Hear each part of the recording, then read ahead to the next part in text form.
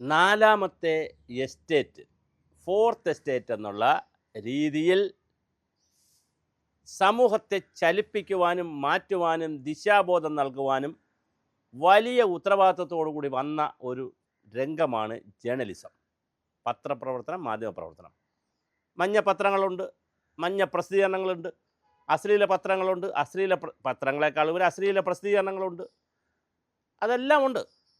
ഇപ്പോൾ പക്ഷേ അതൊന്നും കിട്ടാനില്ല, യൂട്യൂബിലും ഒക്കെ ഉള്ളതുകൊണ്ട് അതിൻ്റെ ആവശ്യമില്ല. എന്നാലും ഉണ്ട്, ഇപ്പോഴും കുറഞ്ഞ ചെറിയ തോതിലെങ്കിലും ഉണ്ട്.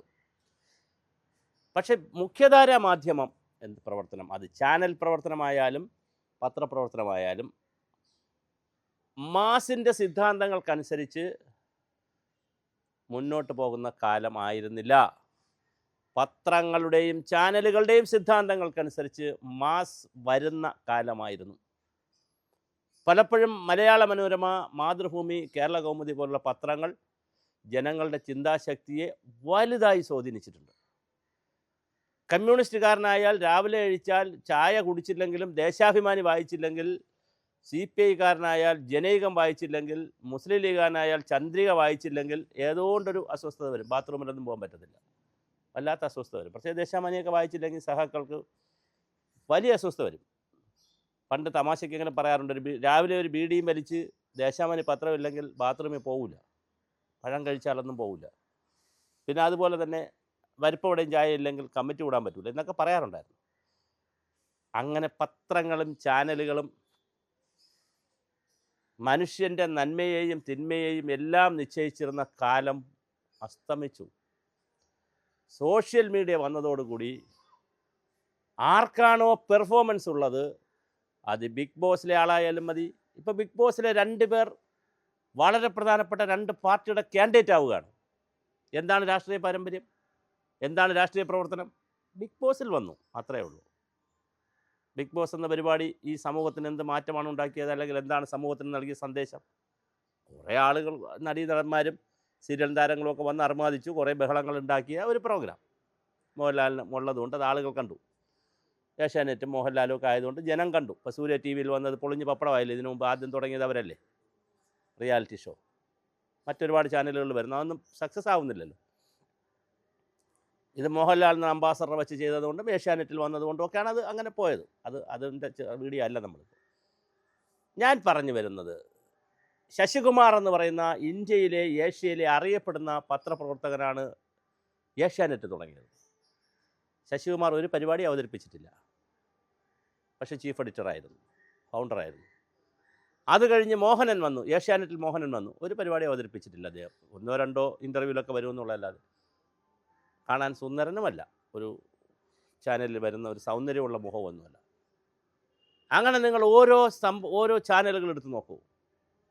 ഈ ചാനലുകളിൽ വന്ന നേതാക്കളെല്ലാം ജേർണലിസം പഠിക്കുകയും ജേർണലിസത്തിൽ നല്ല മാർക്ക് വാങ്ങി റാങ്കോടുകൂടി പാസ്സാവുകയൊക്കെ ചെയ്തിട്ടുള്ള നിരവധി ആളുകളാണ് ചാനലുകളുടെ മേധാവിയായിട്ടോ ചീഫ് എഡിറ്ററായിട്ടോ ആ എഡിറ്റോറിയൽ സംവിധാനത്തിൽ വരുന്നത്. പത്രത്തിലിപ്പോൾ വലിയ കുഴപ്പമില്ല, കാരണം പത്രം മുഖം കാണിക്കുന്നൊരു സ്ഥലമല്ലാത്തത് കൊണ്ട് മുഖത്തിന് പ്രസക്തി ഇല്ലല്ലോ പത്രത്തിന്. ചാനലിനാണല്ലോ ഈ പ്രസൻറ്റ് ചെയ്യുന്നത്. പത്രങ്ങളിൽ ഇപ്പോൾ ഈ ദുഃഖം വ്യാപിച്ചിട്ടില്ല, ഈ ദുര്യോഗം വന്നിട്ടില്ല. പക്ഷേ ചാനലുകൾ ഇത് കയറി വന്നിട്ടുണ്ട്. ഏറ്റവും നല്ലപോലെ പെർഫോം ചെയ്യുന്ന ആൾ, അയാൾ ജേർണലിസം പഠിച്ചിരിക്കണമെന്നില്ല. ഇപ്പോൾ സുജയ പാർവതി ജേർണലിസം പഠിച്ചിട്ടുണ്ടോ എനിക്കറിയത്തില്ല. ഡോക്ടർ അരുൺകുമാർ ജേർണലിസം പഠിച്ചിട്ടില്ല എന്നാണ് ഞാൻ മനസ്സിലാക്കുന്നത്. അദ്ദേഹം യൂണിവേഴ്സിറ്റിയിലെ അസിസ്റ്റൻറ്റ്, കോളേജിലെ പൊളിറ്റിക്സ് ഡിപ്പാർട്ട്മെൻറ്റിലെ അസിസ്റ്റൻറ്റ് പ്രൊഫസർ, അതിൻ്റെ PhD ഉള്ള ആളാണ്. അങ്ങനെ എത്രയോ പേർ, നിരവധി പേർ പരിപാടി അവതരിപ്പിക്കുന്നു.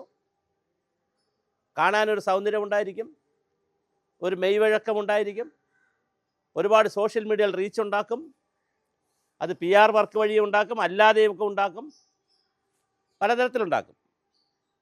അങ്ങനെ പലതരത്തിലുണ്ടാക്കിയ പെർഫോമൻസുകൾ നടത്തുന്നവരെ വലിയ ശമ്പളം കൊടുത്തുകൊണ്ട് മറ്റ് ചാനലുകൾ കൊണ്ടുപോകും. ഇപ്പോൾ സുജയ പാർവതിയൊക്കെ ബിഗ് TV അങ്ങനെ കൊണ്ടുപോകുന്നതിൽ ഒരു തെറ്റുമില്ല. പ്രസൻറ്റർമാരെ അല്ലെങ്കിൽ നല്ല പെർഫോമൻസ് ഉള്ളവരെ നല്ല ശമ്പളം കൊടുത്തും നല്ല സ്ഥാനം കൊടുത്തും കൊണ്ടുപോകുന്നത് കുഴപ്പമില്ല. പക്ഷേ ചീഫ് എഡിറ്റർ സ്ഥാനത്തേക്ക് വരെ അവർ വരുമ്പോൾ മാസിൻ്റെയും മോബിൻ്റെയും സൈക്കോളജി ചാനലിൻ്റെ സൈക്കോളജിയായും ചാനലിൻ്റെ പരിപാടിയായി മാറുമ്പോൾ ഒരു വാർത്ത കണ്ട 4-5 പേർ മെസ്സേജ് അയച്ചുന്ന ഒറ്റ കാരണത്താൽ കുടിച്ചുകൊണ്ടിരുന്ന കോഫി കപ്പ് എടുത്ത് ദൂരെ താഴെ വെച്ച ശ്രീകണ്ഠൻ നായരുടെ കാലത്ത് എന്ത് ചാനൽ സംസ്കാരമാണ്, ഏതു ചാനലാണ് സമൂഹത്തെ മുന്നോട്ട് നയിക്കുന്നത്?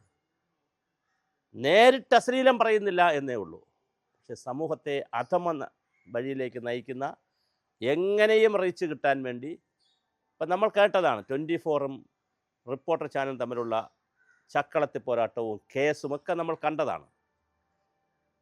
റിപ്പോർട്ടർ ചാനൽ TV തുറന്നാൽ അല്ലെങ്കിൽ സോഷ്യൽ മീഡിയ തുറന്നാൽ ഏറ്റവും കൂടുതൽ വരുന്നത് റിപ്പോർട്ടർ ചാനലിൻ്റെ കാർഡുകളാണ് എന്നുള്ളതിനെ സംബന്ധിച്ച് സുജയ പാർവതി പറഞ്ഞു. ഈ ലാൻഡിങ് കാർഡ് എന്ന് പറഞ്ഞ കാർഡ് ലാൻഡിങ് എന്ന് പറയുന്ന ഒരു പ്രോസസ്സ് ഉണ്ട് പോലും. എന്ന് പറഞ്ഞാൽ അത് പൈസ കൊടുത്ത് ചെയ്യുന്നതാണ്. അതൊക്കെ ഗൂഗിളിനും ഒക്കെ പണമടച്ച് ചെയ്യുന്ന വേറെ പ്രോസസ്സാണ്. അപ്പോൾ മുഴുവൻ പണത്തിൻ്റെയും അധികാരത്തിൻ്റെയും ജാതി പ്രീണനങ്ങളുടെയും വൺ സൈഡഡ് ആയിട്ടുള്ള വാർത്തകളുടെയും. പഹൽഗാമിൽ ഹിന്ദുക്കളെ കൊല്ലുന്നു, നമുക്കത് വാർത്തയല്ല, അല്ലെങ്കിൽ നമുക്കത് ഹോട്ട് ന്യൂസ് അല്ല. ബംഗ്ലാദേശിൽ ഹിന്ദുക്കളെ കൊല്ലുന്നു, നമുക്ക് ഹോട്ട് ന്യൂസ് അല്ല. ഉക്രൈനിൽ യുദ്ധം നടക്കുന്നു, നമുക്ക് ന്യൂസ് അല്ല. മെക്സിക്കോയിൽ യുദ്ധം നടക്കുന്നു, മനുഷ്യാവകാശ ലംഘനം നടക്കുന്നു, നമുക്ക് ന്യൂസ് അല്ല.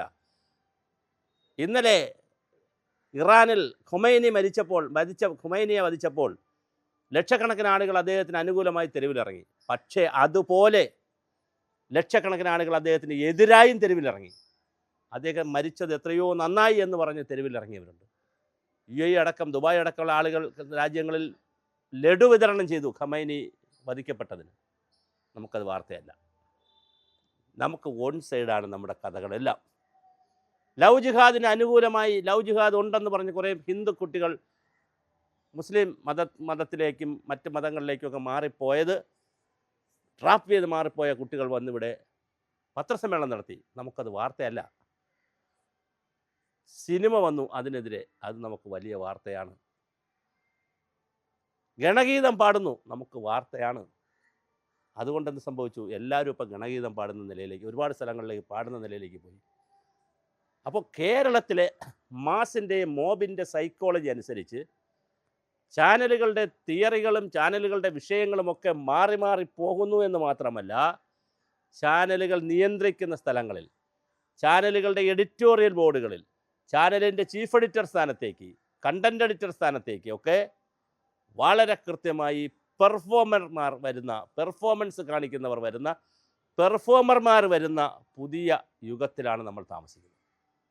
ഇതെങ്ങോട്ടാണ് ഈ സമൂഹം പോകുന്നത്? പെർഫോമർമാർക്ക് സ്ഥാനം കൊടുക്കണ്ടെന്നോ, പെർഫോമർമാർക്കും പെർഫോമൻസ് നടത്തുന്നവർക്കും കാശ് കൊടുക്കണ്ടെന്നോ, നല്ല ശമ്പളം കൊടുക്കണ്ടെന്നോ ഉള്ള അഭിപ്രായം എനിക്കില്ല, ഞങ്ങളുടെ ചാനലിലുമില്ല. പക്ഷേ ചാനലിൻ്റെ നടത്തിപ്പ് അല്ലെങ്കിൽ ചാനലിൻ്റെ എഡിറ്റോറിയൽ സംവിധാനങ്ങൾ, വാർത്തകളെ വിശകലനം ചെയ്യുന്ന രീതി, സത്യമായി എത്തിക്കുമെന്നൊക്കെ പറയുമ്പോഴും എല്ലാ സത്യങ്ങളെയും മൂടിവെച്ച് അസത്യവും കള്ളവും ലോകം ചുറ്റി വരുമ്പോൾ ഇവിടെ സത്യം പേഴ്സിൽ നിന്ന് തുറക്കുന്നേ ഉണ്ടാവുള്ളായിരിക്കും. നൈമിഷികമായ വികാരങ്ങളെ ചൂഷണം ചെയ്ത് ഇവിടെ ക്രിസ്ത്യാനിറ്റി ഒരു യാഥാർത്ഥ്യമാണ്. കേരളത്തിൽ മുസ്ലിം ഒരു യാഥാർത്ഥ്യമാണ്. 55% ഹിന്ദുക്കൾ ഒഴിച്ചാൽ 45% മറ്റ് 2 സമുദായക്കാരാണ്. നേരത്തെ ഹിന്ദുക്കൾ കൂടുതലായിരുന്നു. അവർ കുടുംബാസൂത്രണം പോലുള്ള കാര്യങ്ങളൊക്കെ നടത്തി ഹിന്ദുക്കളുടെ എണ്ണം കുറഞ്ഞതാണ്. അത് പോട്ടെ, അത് വേറെ സബ്ജക്റ്റാണ്, അതിലേക്ക് ഞാൻ പോകുന്നില്ല. പക്ഷെ അങ്ങനെ നിൽക്കുന്ന സമൂഹത്തിൽ മതന്യൂനപക്ഷങ്ങളെ പ്രീണിപ്പിക്കുന്നതിന് വേണ്ടി സത്യമായ വാർത്തകളെ അസത്യമാക്കുക. ഇന്നലെ തന്നെ വടക്കേ ഇന്ത്യയിൽ ഒരു ഫാക്ടറിയിൽ 17 പേർ അപകടത്തിൽപ്പെട്ട് കൊല്ലപ്പെട്ടു. 2 ചാനലുകളും 2 കാർഡാണ് ഇട്ടത്. ഒരു ചാനലിട്ട കാർഡ് വടക്കേ ഇന്ത്യയിൽ ഇതുപോലെ 17 പേർ ഫാക്ടറിയിൽ തീപിടിച്ച് കൊല്ലപ്പെട്ടു. മറ്റൊരു ചാനലിട്ടത് വടക്കേ ഇന്ത്യയിൽ 17 പേർ കൊല്ലപ്പെട്ടു. ഫാക്ടറിയിൽ എന്നുള്ള ഒരു വാക്കില്ല. ആ ഒരൊറ്റ വാക്കില്ലാത്തതുകൊണ്ട് തന്നെ വേണമെങ്കിൽ അത് ന്യൂനപക്ഷങ്ങളുടെ ഇടയിൽ വളരെ കൃത്യമായി ആ കാർഡ് ഉപയോഗിക്കാൻ പറ്റും. ഇങ്ങനെ ആളുകളെ കൊല്ലുന്നു എന്ന് പറഞ്ഞു, തീയിട്ടു എന്ന് പറഞ്ഞു. അങ്ങനെ വാക്കുകളെ, വാർത്തകളെ, വിഷയങ്ങളെ വളരെ കൃത്യമായി സെൻസിറ്റൈസ് ചെയ്ത് സെൻസേഷൻ കൊണ്ടുവന്ന് കേരള സമൂഹത്തിൽ ശരിക്ക് വർഗീയത പരത്തുന്നതും മതഭീകരവാദമുണ്ടാക്കുന്നതും ന്യൂനപക്ഷ ഭൂരിപക്ഷ പ്രീണനമുണ്ടാക്കുന്നതും ആരാണ്?